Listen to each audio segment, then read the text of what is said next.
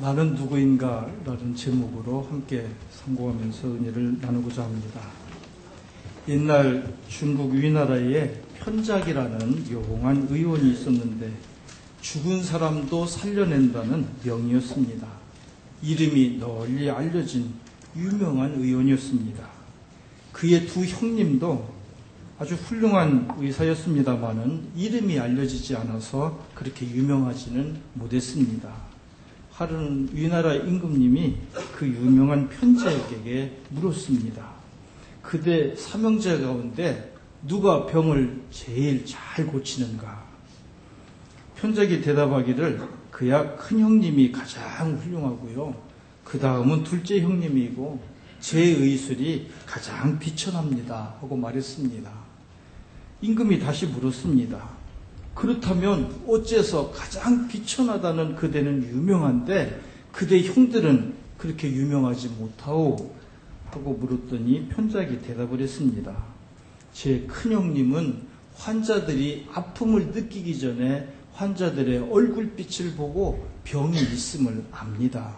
그래서 병의 증세가 나타나기 전에 병의 원인을 미리 없애줍니다. 그러니 사람들은 아파보지도 않은 상태에서 병이 고쳐졌기 때문에 큰형님이 자기 병을 고쳐줬다는 사실을 모릅니다. 그래서 큰형님이 소문이 나지 않았습니다. 둘째 형님은 사람들의 병세가 아주 미미한 상태에서 그 병을 알고 고쳐줍니다. 그때에도 환자들은 둘째 형님이 자기를 낫게 해줬다고 생각하지 않습니다. 그래서 유명해지지 못했습니다. 임금님이 말 참견을 했습니다. 그럼 그대는 네, 저는 병이 커지고 환자가 고통 속에서 신음할 때 비로소 병을 압니다. 환자의 병이 심하니까 저는 맥도 짚어보고 진기한 약도 먹이고 살을 도려내는 수술도 해서 사람들은 이런 것들을 보고 대단한 의술로 병을 고쳤다고 믿고 그래서 이름이 좀 난 것뿐입니다 하고 말했습니다. 편작의 말에서 겸손을 알 수 있을 뿐만 아니라 아주 평범한 진리를 하나 알 수 있습니다. 유명한 것이 반드시 훌륭한 것은 아니고 훌륭한 것이 반드시 유명한 것도 아니라는 사실입니다. 몸 고생 안 하고 치료비도 적게 드는 큰형님이 가장 훌륭한 의사 아닙니까? 외적으로 유명해지는 것도 좋지만 내적으로 훌륭한 것이 더 좋은데 사람들은 훌륭하기보다는 유명해지려고 합니다. 또 유명해지는 것을 출세라고 생각하고 또 유명해지려고 하는 사람들이 많습니다. 사람들은 너는 누구냐고 곧잘 하면서도 내가 누구인가는 잘 모릅니다. 나는 누구인가를 묻는 사람은 자기를 살펴보게 됩니다. 자기를 살펴보는 사람은 속사람이 살아나고 영의 것을 사모하게 됩니다. 평안과 생명을 얻습니다. 오늘 말씀의 제목이 나는 누구인가 하는 것입니다. 오늘은 나는 누구인가를 바로 알고 돌아가시기를 바랍니다. 어느 날 두 사람이 기도하러 성전에 올라갔습니다. 한 사람은 당시에 경건한 신앙생활을 하기로 유명한 바리새인이었고 다른 한 사람은 당시 죄인의 대표였던 세리였습니다. 바리새인들은 예수님 당시에 종교 생활에 있어서 가장 모범적인 사람들이었습니다. 거룩한 모습을 하고 다녔습니다. 금식과 기도를 자주 했고 11조도 철저히 해서 항상 자기들이 최고라고 생각했고 자기 도취에 빠졌습니다. 다른 사람들을 볼 때마다 혀를 찼습니다. 저래가지고서 무슨 신앙생활을 한다고. 자기들은 옳고 다른 사람들은 전부 죄인이라고 생각했습니다. 그래서 예수님으로부터 심한 책망을 받았습니다. 신앙이란 사람을 자꾸 숙이게 만드는 것인데 이 사람들은 자꾸 고개를 쳐들었습니다. 이삭은 익으면 익을수록 머리를 숙입니다. 사람이 하나님 말씀으로 가득하면 저절로 고개가 숙여지는데 바리새인들은 신앙생활을 하면 할수록, 날이 가면 갈수록, 오래되면 오래될수록 더 고개를 쳐들었습니다.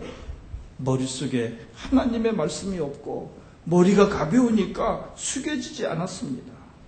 하나님의 말씀이 가슴속에 가득하면 사랑으로 넘쳐날 텐데 바리새인들은 사랑은커녕 다른 사람들을 자꾸 정죄합니다. 가슴속에 하나님의 말씀이 없다는 증거입니다. 율법을 지키면 지킬수록 하나님 사랑과 이웃 사랑이 솟아나야 하는데 이웃 사랑이 없었습니다. 하나님을 향한 사랑도 없습니다. 그래서 주님께서 그들을 책망하셨습니다. 외식하는 자들아, 독사의 자식들아, 참으로 민망스러울 정도로 책망하셨습니다. 그들의 신앙이 나빠서 책망한 것이 아닙니다. 신앙은 참 좋은데 신앙이 위선적이고 교만했기 때문에 예수님께서 이렇게 책망하셨습니다. 나는 보지 않고 다른 사람의 허물만 보는 눈이 병들었다고 예수님은 진단하신 것입니다. 그래서 주님께서는 차라리 병든 눈을 뽑아라, 차라리 한쪽 눈이 없는 장애인이 되어서 천국에 가는 것이 두 눈을 다 가지고 지옥에 가는 것보다 낫다고 하셨습니다. 11절과 12절을 다 같이 읽겠습니다. 바리새인은 서서 따로 기도하여 이르되 하나님이여, 나는 다른 사람들 곧 토색, 불의, 간음을 하는 자들과 같지 아니하고 이 세리와도 같지 아니함을 감사하나이다. 나는 일해에 2번씩 금식하고 또 소득의 11조를 드리나이다. 아멘. 참 아멘 하기도 송구스럽죠.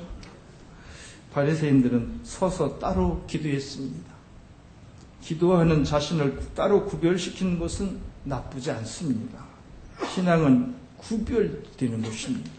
문제는 왜 구별되어야 하느냐 하는 근본적인 물음이 있어야 합니다.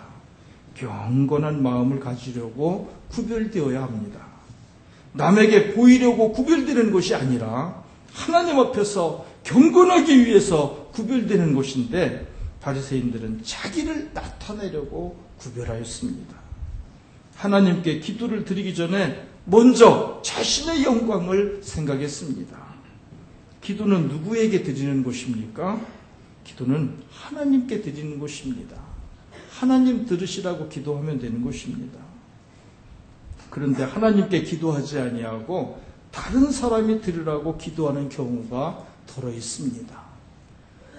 우리는 신앙생활을 오래 하신 분들이니까 또 적 들으면 아시는 분들이 많잖아요. 사랑하는 마음으로 지적을 해주죠. 아유, 왜 그렇게 기도했어요? 이렇게 말씀하시면 누구 들으라고 했어? 또 역정을 또 내시는데, 그럼 그분에게 간구하시고 그분에게 말씀하시면 되지, 하나님 앞에 기도하는 것처럼 해서 사람에게 드리라고 기도하면 안 됩니다. 하나님은 하나님께 드리는 기도만 들으십니다. 오직 하나님께 올라오는 기도를 하나님이 들으십니다. 사람에게 들으라고 하는 기도는 죄송하지만 하나님이 듣지 않으십니다. 그 사람이 들었으면 됐지 하나님까지 들으실 필요는 없지 않습니까? 하나님은 남에게 하는 기도는 결코 도청하지 않으십니다. 그러면 누구에게 기도해야 할까요? 하나님께 기도해야 합니다. 하나님께서 들으시도록 기도해야 합니다. 바리새인은 토색하지 않았고 불의하지 않았고 간음하지 않았다고 자랑했습니다. 강도질도 안 했고 도둑질도 안 했고 악한 행동도 안 했다고 자랑했습니다. 적어도 겉으로 보기에는 참 훌륭했습니다. 문제는 마음의 죄를 어떻게 하느냐 하는 것입니다. 탐욕스러운 마음, 불의한 마음, 엉큼한 마음을 하나님이 보고 계시는데 왜 회개하지 않느냐는 말씀입니다. 그래서 주님께서는 그들에게 회칠한 무덤 같다고 말씀하셨습니다. 책망을 하셨습니다. 유대인들의 무덤은 대개 굴로 되어 있었고 굴 입구에 큰 돌문이 있었습니다. 문과 굴 주변을 깨끗하게 하얀 흙가루를 칠해서 그래서 사람들이 보면 저기 무덤이 있구나, 시신이 있겠구나, 접촉하면 안 되겠구나, 만지면 또 몸에 닿기라도 하면 성전에 못 들어가겠구나 생각하도록 회치를 해놨습니다. 그렇다고 무덤 속까지 깨끗해지는 것은 아닙니다. 사람들에게 깨끗하게 보이도록 회치는 했지만 무덤 속은 썩고 부패되고 더럽습니다. 진짜 추하고 더러운 것은 감추고 겉포장만 깨끗하게 하고 기도합니다. 하나님을 속이는 기만이요 위선이 아닐 수가 없습니다. 이런 사람들은 회개하지 않습니다. 잘못한 것이 없다는 사람이 어떻게 회개하겠습니까? 회개하지 않는 사람은 천국에 들어갈 수가 없습니다.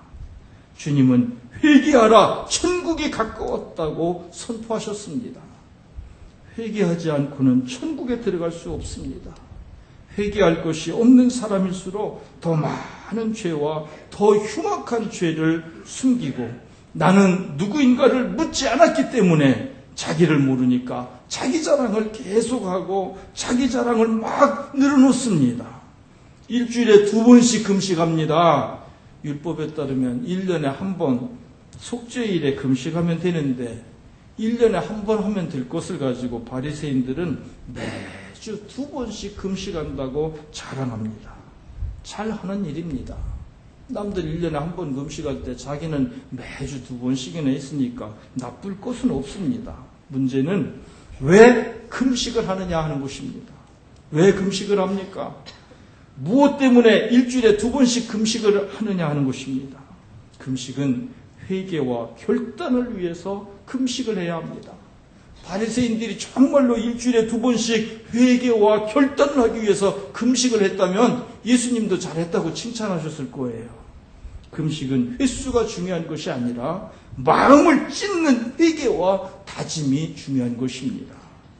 1년에 단 한 번을 하더라도 정말 진정한 금식을 해야 할 텐데 당시 바리새인들은 월요일과 목요일에 금식을 했습니다. 장날에 사람들이 많은 곳에서 금식하는 티를 내기 위해서 금식을 한다면 하나님 앞에서 하는 금식이 아니라 사람 앞에서 하는 금식입니다. 11조도 철저하게 바쳐야 칭찬을 듣습니다. 문제는 11조의 정신이 그 마음속에 있느냐 하는 것입니다. 하나님께 11조를 바치는 이유는 내 모든 소유의 주인은 하나님이시며 나는 청직이라는 신앙 고백입니다. 주님, 제가 가진 모든 것이 내 생명까지도 다 하나님 것입니다. 저는 청직에 불과합니다. 그런 신앙 고백으로 하나님께 드리는 것입니다. 내 소유의 참 주인이신 하나님께 바치는 신앙의 표시입니다. 신앙은 자랑하는 것이 아니라 하나님과 나와의 관계입니다. 신앙은 내가 평가하는 것이 아니라 하나님께서 평가하십니다. 내가 하나님이 아닌데 어떻게 내 신앙이 옳다고 평가할 수 있습니까? 착하고 충성된 종이라고 하실지 악하고 게으른 종이라고 하실지는 전적으로 하나님께서 하실 일인 줄 믿습니다. 마지막 때에 하나님 앞에 가서 하나님으로부터 뭐라고 결론의 말씀을 들을지가 중요한 것입니다. 바리새인들이 말한 것은 다 사실이었는지 모릅니다. 그는 금식도 했고 꼼꼼하게 11조도 바쳤습니다. 그는 다른 사람들과 같지 않았습니다. 더욱이 그는 세리와 같지 않았습니다. 문제는 내가 남들만큼 선한가 하는 것이 아닙니다. 남들보다 조금 나아서 뭐 할 것입니까? 내가 과연 주님만큼 선한가 하는 것이 중요합니다. 마땅히 주님을 닮아가야 되고 하나님을 닮아야 되지 않습니까? 하나님이 요구하시는 만큼 선한 존재인가 하는 것이 중요합니다. 주님만큼 선해지려고 주님을 닮아가려고 노력하는 것이 중요합니다. 13절을 다 같이 보겠습니다. 세리는 멀리 서서 감히 눈을 들어 하늘을 쳐다보지도 못하고 다만 가슴을 치며 이르되 하나님이여 불쌍히 여기소서. 나는 죄인이로소이다.